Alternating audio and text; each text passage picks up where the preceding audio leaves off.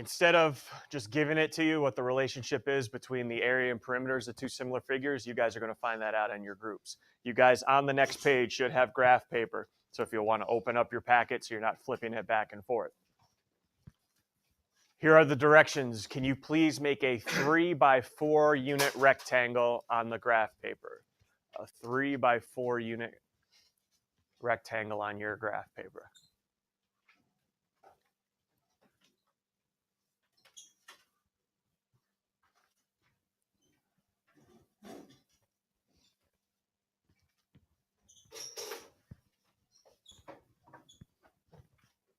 And what I would like you to do is please find the perimeter and the area of that rectangle in your groups right now.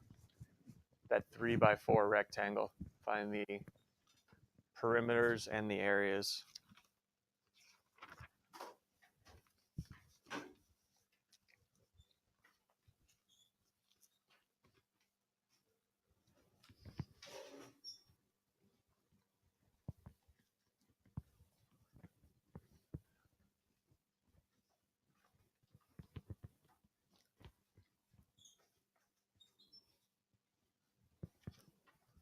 Make sure you guys match so somebody gets called on. You guys all are the same here. Check your perimeter, check your areas.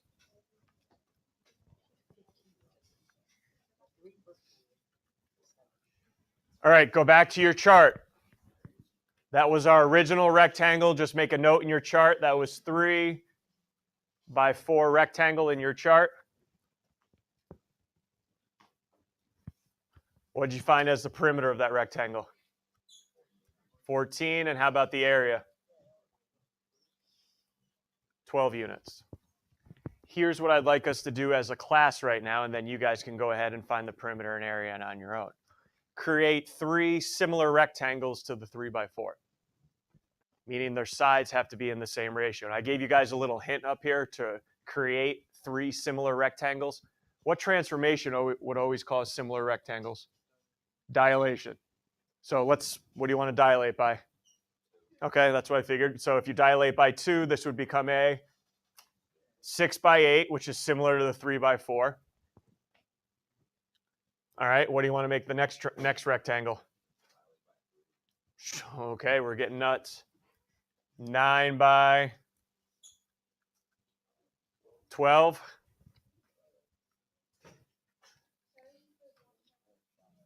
What do we want to dilate by? 1/2. Okay, so it'll be what? 1.5 by 2. Okay, so there are 3 similar rectangles to the original. Go ahead and find your perimeter and area now. And I have the graph paper if you want to use it. If not, it's up to you.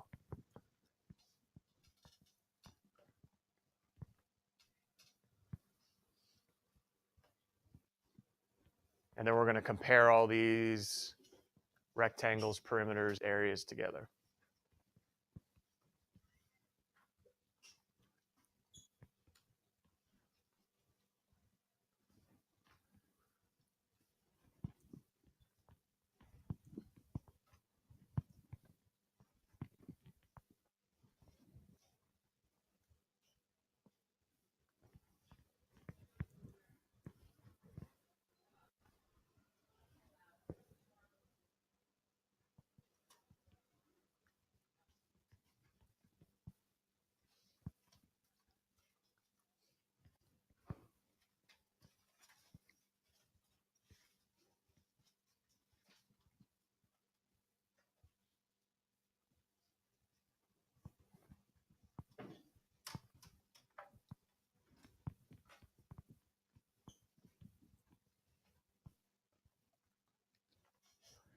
Can we go around to each group and tell me the perimeter and area for each one here? So you guys here, perimeter of the 6 by 8.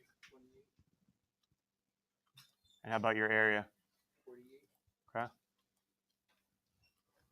We okay? Agree, disagree? 9 by 12. 42. 108. Got it. Right up front here. 1.5 by 2. What did it end up being? And the area. Okay. Doesn't look like any pattern right now, but wait till we fill in your next one below. Okay. These are all similar rectangles. All similar rectangles. So here we go.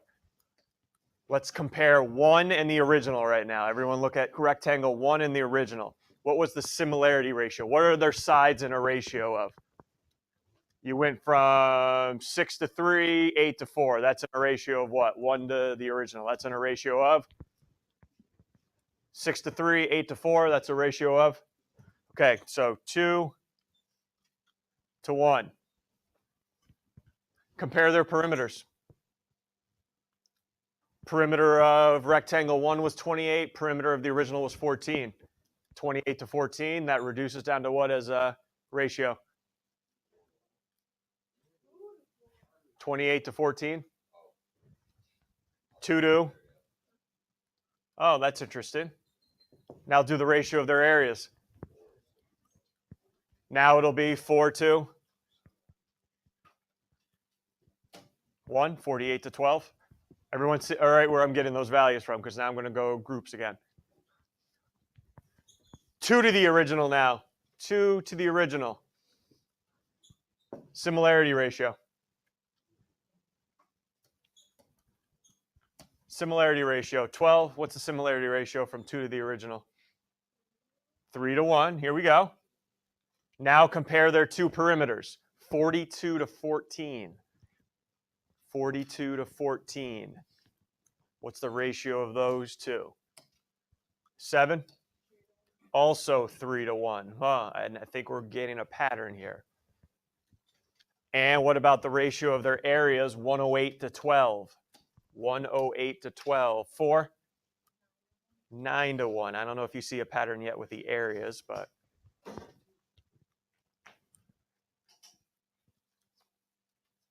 And finally, 3 to the original. What was the similarity ratio of 3 to the original? 1 to 0.5 to 3 and 2 to 4. That's a ratio of 1 to 2. Look at their perimeter, 7 to 4. 14, excuse me, 7 to 14. 1 to 2. And 3 to 12. So let's sum this up before we actually write in a notation. If you know the similarity ratio, the ratio of two sides, you also know what ratio? The perimeter ratio. All right, so if two sides are in a ratio of, let's say, 2 to 3, that means their perimeters will be in a ratio of 2 to 3. A little bit trickier with the areas. Anybody see what I'm doing with my similarity ratio to get to the area ratio? Sean? Squaring it, yes. So here's, ready? Let's say my similarity ratio is 2 to 3 for two triangles, whatever. Two triangles, it's 2 to 3. What's the area ratio going to be then? Not 2 to 3, but 4 to 9. Okay? I square them. So let's put this into symbolic notation now in the text box that you guys have that says theorem. Right below your graph. Right below your graph. First one. S is going to be, for me, similarity ratio. Okay, similarity ratio. And 1 and 2 mean the two different figures. That ratio is the same as what ratio? Look back if we need to. If I know the similarity ratio, you also know what other ratio? 5?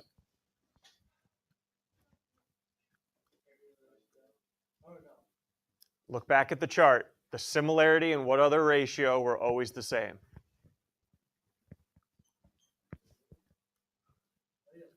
Perimeter ratio. So P1 over P2. That's the perimeter ratio.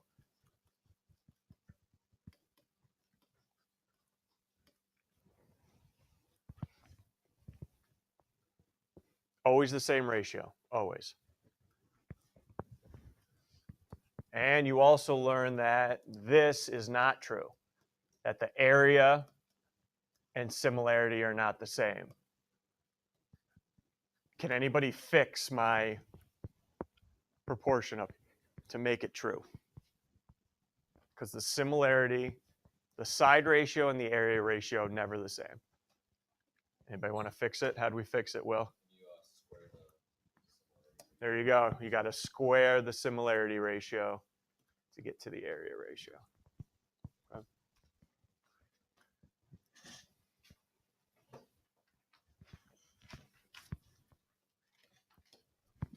All right, I only have a couple problems, then we're going to get back to Regents questions. I'm telling you, they're similar. They're similar. Find me the ratio of the perimeters and the ratio of the areas. What's this 4 and 5 give me? This 4 and 5, what is that telling me here? That's my what? 2, what is this? Side lengths, also they're similar. That's 4, the corresponding length over, that's my similarity ratio, 5 to 4. All right, or 4 to 5, that's my similarity ratio. Meaning, what should be the ratio of the two perimeters for this one? Also what? 4 to 5. Now, I got to drive this home. That does not mean the perimeter of this one is 4 and the perimeter of this one is 5. I'm not saying that. I'm saying is whatever the perimeters are, and I reduce it, what should it reduce to? 4 to 5. Don't get this confused. The perimeter of this one's not 4 and the perimeter of this one's not 5. They're just in some ratio of 4 to 5. If you found the areas and reduce them, the areas will not be in a ratio of 4 to 5. They'll be in a ratio of 19. How'd you get 16 and 25? 4 squared, 5 squared. The areas are in some ratio of 16 to 25. Questions there? All right. Now I have two similar triangles. You guys got to decide where's the 3 match up with. You got to match up the corresponding angles, figure out where's the 3 going to match up with, the 5 or the 8 up there. All right, where should, because that's my similarity ratio. Where is the 3 going to match up with up there? The 3 and what other side? 16, the 3 and the 3 and the 5. Yep. So I know, hey, here's your similarity ratio, 3 to 5. There's the similarity ratio, 3 to 5. What ratio are your perimeters in then? Perimeters should be in what ratio? 11? It's 3 over 5.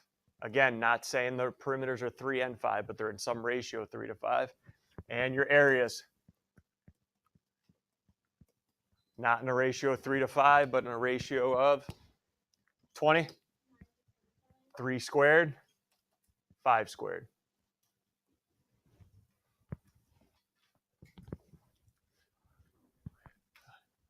Questions finding the ratios, because now I'm going to work backwards with you. All right, here you go.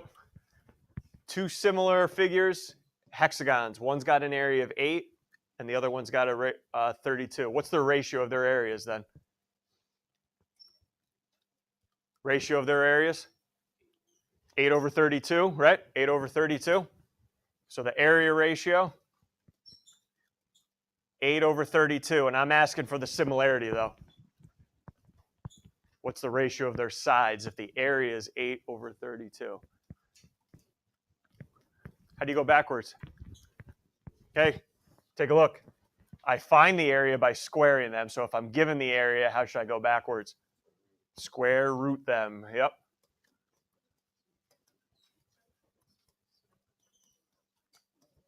You got it. Yep, square root them if I want to go backwards.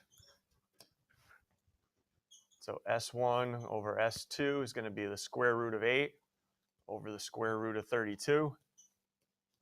And thank goodness we have calculators that have fraction templates and radicals.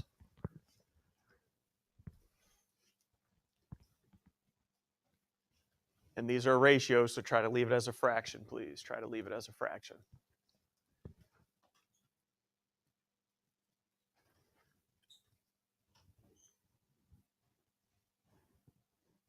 Square root of 8 over square root of 32. 8, what's my original side ratio? 1/2, yep. Anybody need help with their calculators? 1/2. 2 circles. Area one's 128 pi, the other's 18 pi. What must have been their similarity ratio? And I'll talk about this one in a second at the end.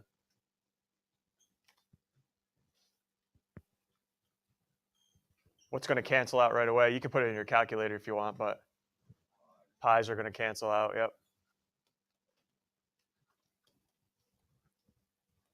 So find your side ratio.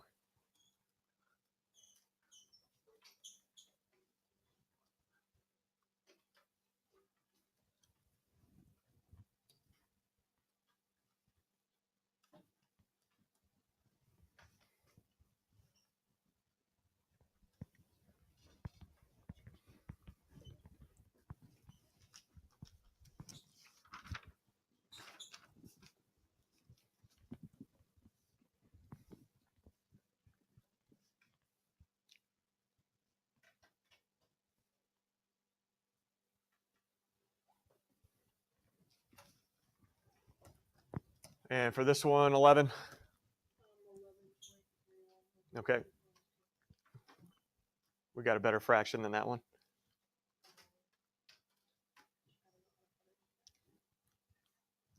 Fraction, 8 over 3. You can't turn that back into a fraction at all. When you do square root of 128 over square root of 18, turn it back into a fraction. It should give you 8/3. Yep, Maggie.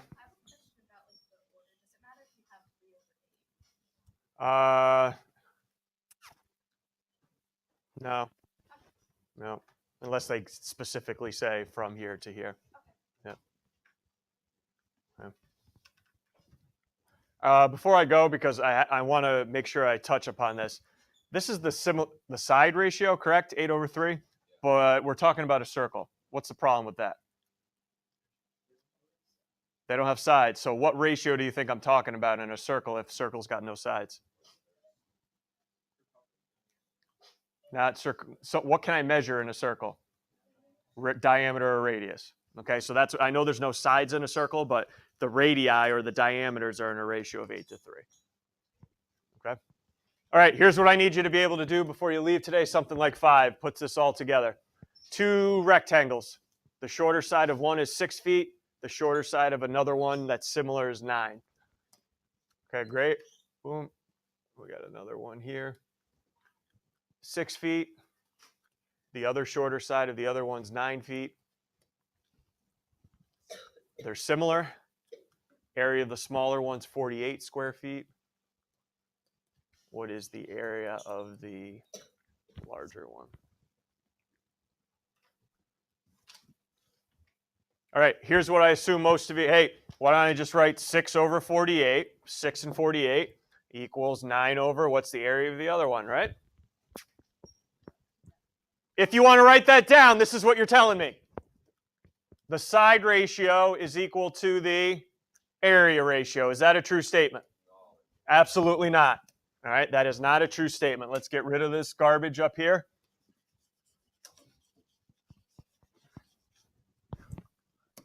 What is the ratio of the two sides up here? 19, ratio of the two sides? Okay, you can reduce it if you want. I'm just going to keep it 6 over 9. And if we're going to set it equal to the areas, what must I do to that side ratio? I must, 1, square it. If you're going to set it equal to the area, I got to square it. Then I can set it with 48 over x. All right.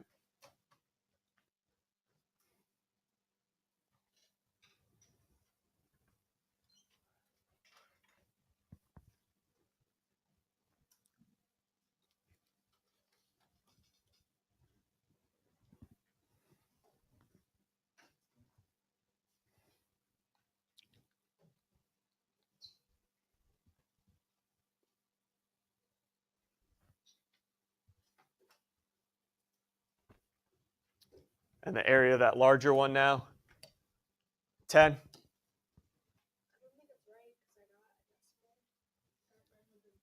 Okay, what do we progress through what we're doing right now? Okay, what do you cross multiply? Okay, so 36x. Yep. 81 times. Okay. Then I divided that by 36. So you have 81 times 48, 3,888. Yes. And I divided that by 36. Okay. Wait, hold up.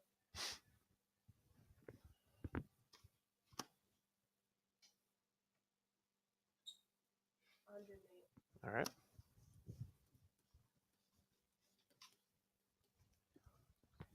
All right. So when you find an area, you got to square both sides. Make sure you square the similarity ratio before you start. Yep. I found the side of the bigger one. Okay, that's fine. I just worry that I change rectangle to pentagon, and you can't do that anymore. Okay, that's fine when it's a rectangle. I get it. All right, just find that's 8. Find the corresponding side value. That's fine. Multiply. All right, but if it's like a figure you don't know, then it's going to be tough. Okay. All right, last one with Benita and her fields.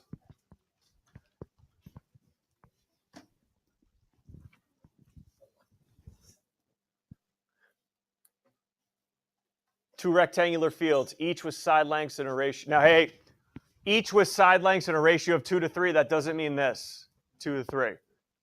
It means each rectangle's length and width are in a ratio of 2 to 3. Okay, that's what that means. And the bigger one also in a ratio of 2 to 3. Each dimension of the larger field is 3.5 times the dimension of the smaller one. All right, so let's start here. 2 to 3. This one is 3.5 times the size of that. So I'm going to go from 2 to what? 3 to what up here? This one is 3.5 times larger. So I'm going to go 2 to what for a ratio, and then 3 is going to change into what for 3.5 times larger.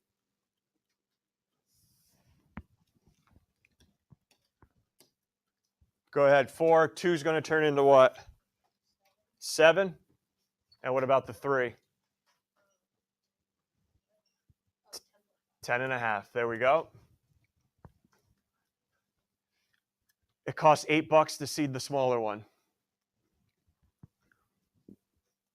Where's the seeding going to go? Oh, inside. That's how I know this is an area, because I'm seeding the inside, not the perimeter on the outside. Those are my seeds, by the way. All right, I'm seeding the inside. How much is it going to cost to seed the larger one? Excuse me, the larger one. And this, what's that? I think that's what they look like nowadays. All right, want to help me set up, what's the similarity ratio? First, give me the ratio of 2 corresponding sides. Here you go, 10. Give me the ratio of 2 corresponding sides. Okay, 2 to 7. We could have picked 3 over 10.5. Doesn't matter. 2 to 7. How much does it cost to seed the smaller one? Here you go, 14. The smaller one? Not here. How about 17? 8 for the smaller one, and we're trying to figure out for the larger one. Anybody want to tell me why my proportion is incorrect before we try to solve it? You told me I'm seeding where? Inside, so this is area, right? So how do we want me to adjust my proportion here to make it correct? Because the similarity and the area ratios aren't the same. Square 2n, the similarity ratio, yep.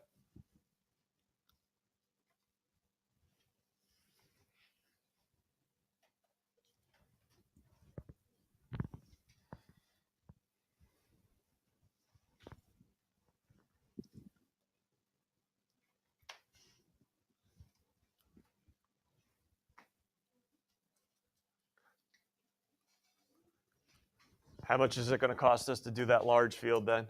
Here you go, 13.4. How much for the large field? $98.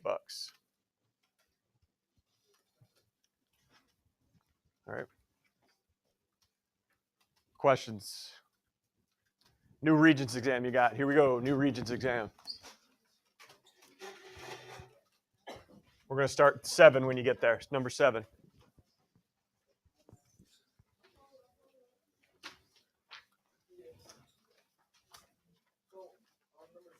Yeah.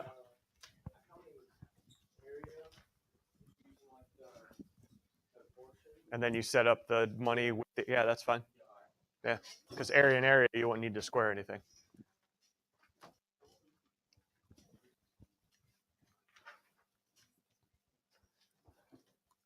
All right. Let's see how many we can get through here. Number 7. 2 right triangles must be congruent if. All right, well, let's test all these theories out here. Let's draw 2 right triangles.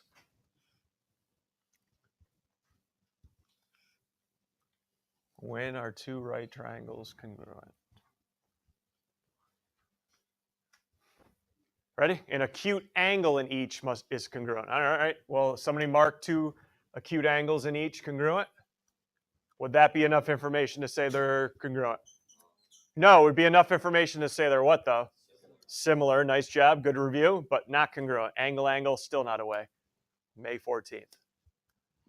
The lengths of the hypotenuses are equal. Is that good enough? Why isn't it HL? You don't have a leg. Yeah, you have the hypotenuse, and that's it. You're getting the L and HL. Next, the corresponding legs are congruent. Well, let's see. Corresponding leg there, congruent. Corresponding other pair of legs. Why? Name the method.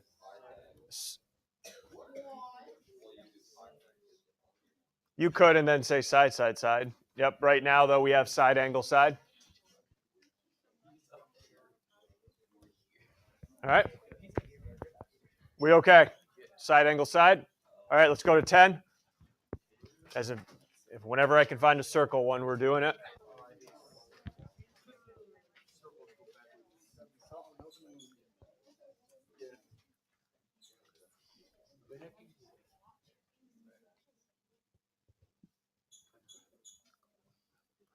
Okay, here we go. We got radii chords in there. Which statement must always be true? Ready? BAC. What type of angle is BAC? How's it found? Half of which arc?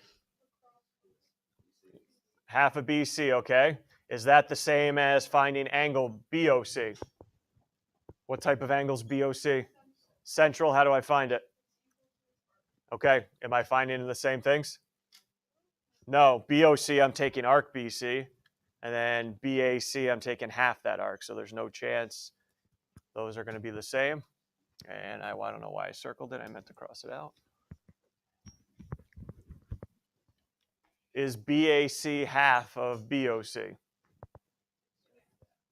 Okay, again, why? How do I find BAC? I take half of arc BC. How do you find BOC? It's the same as the arc, but now they're telling me to take half of it. So both times I'm going to take half of arc BC.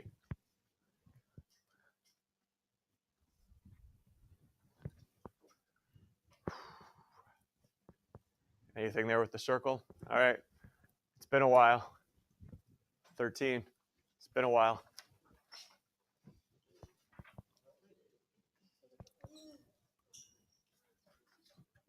Altitude SU, what are you guys putting on your diagram? Altitude SU. Right angles at SUR and SUT. SU is H, UT 12, R to T 42. Give me a value of H that will make RST into a right triangle, with RST being a right angle. Okay, first time we've done this in a while, but I need you guys to get used to this type of diagram. Because if you notice what type of diagram this is, here we go. I have a right triangle with an altitude to the hypotenuse. Anybody remember back in the day? Go ahead, Emma, roll it. Hills and Sass, automatically. Good job, Emma. Here we go, Hills and Sass. Right triangle with an altitude drawn to the hypotenuse. This is going to be a Hills, Sass. And I love how they gave you this value as H, so you could pick Hills. But what is SU again?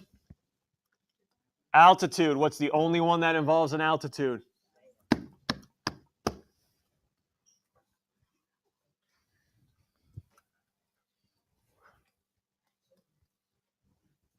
S4. Segment, name one, because there's two of them. 12. A4. Altitude, which is H. What's the other A for? Same altitude. And the other S for? Other segment. Be careful. Don't throw in 42.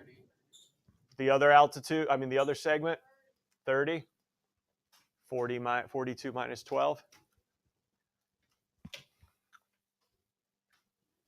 All right, so what do we, H squared equals 300N. Yep. Ooh, look at those multiple choices. Looks like they simplified 360.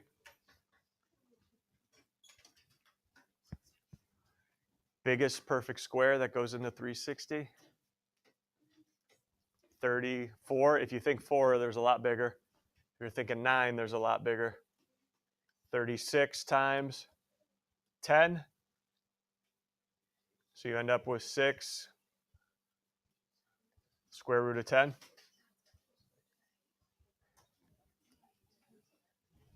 Before I end this, is it necessary to break it down? No. If you are very concerned about your simplifying abilities, just take the square root of 36, it's some decimal, and then go through in your calculator each multiple choice, and then when you find the one that matches that decimal for 360, you got it. Okay? And I think I don't have enough time to do the next one, so I'll end it right there. We'll review for the test tomorrow.